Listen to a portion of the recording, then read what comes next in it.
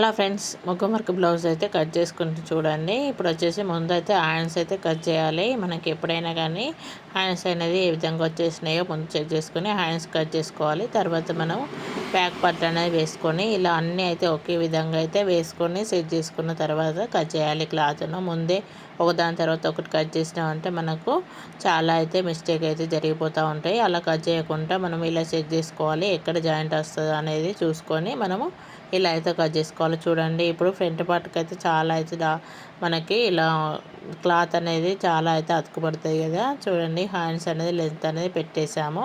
పైన మన హ్యాండ్స్కి అయితే మనకి మెయిన్గా అయితే క్లాత్ జాయింట్ పడకుండా హ్యాండ్స్ అయితే పర్ఫెక్ట్గా అయితే తీసేసుకోవాలి. తర్వాత మన ఫ్రంట్కి సైడ్ కాబట్టి జాయింట్ పడినా ఏం కాదు, అందుకోసమని నేను హ్యాండ్స్ అయితే తీసేసాను.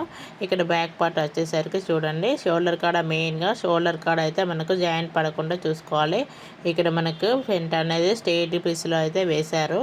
ఇక అది ఇలా పెట్టడం వల్ల మనకు హ్యాండ్స్ అనేది మనకి షోల్డర్ కాడ చూడండి షోల్డర్ కాడ కొంచెం మనకు పీస్ అనేది క్రాస్గా వస్తుంది. అందుకోసమని చూసుకొని అయితే మనము ఇలా పెట్టుకోవాలి. ముందు ఫ్రంట్ పార్ట్ మనకి ఏ విధంగా ఇలా బ్యాక్ పార్ట్కు మన సంక దగ్గర అయితే కొంచెం డౌన్ అనేది మనకి నెక్ కాడ అనేది ప్లేస్ అనేది సరిపోతలేదు కదా, అందుకోసం అనేది ఇలా ఫోల్డింగ్ అనేది చేసేసాను.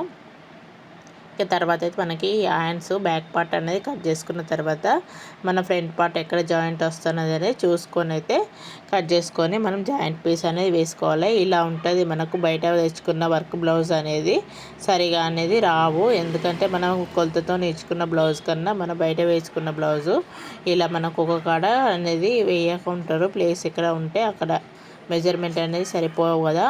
చూడండి మనకి ఎన్ని జాయింట్స్ వస్తాయి అనేది ఇక్కడ మనకు బ్యాక్ సంఖ దగ్గర వస్తుంది, మనకి ఫ్రంట్కి మనకు సంఖ దగ్గర వస్తుంది, మళ్ళీ మనకి షోల్డర్ కాడ కూడా వస్తుంది. ఇలా మనకు ఆ జాయింట్స్ అనేది అతుకు వేసి బొగ్గ వరకు స్టిచ్ చేయాలంటే చూడండి మనకు ఫ్రంట్ ఎట్లా ఇచ్చేయాలో స్ట్రైట్లో ఉంచాలి. ఇలా ఇచ్చారంటే మనకు రాస్ అనేది సరిగా రాదండి. అందుకోసం మనం చూసుకొని అయితే ముందు కట్ చేసుకోవాలి. ముందే అయితే కట్ చేసుకొని పెట్టుకోకూడదు. బ్యాక్ పార్ట్ ఫ్రంట్ పార్ట్ అన్నీ చెక్ చేసుకొని కట్ చేసుకోవాలి.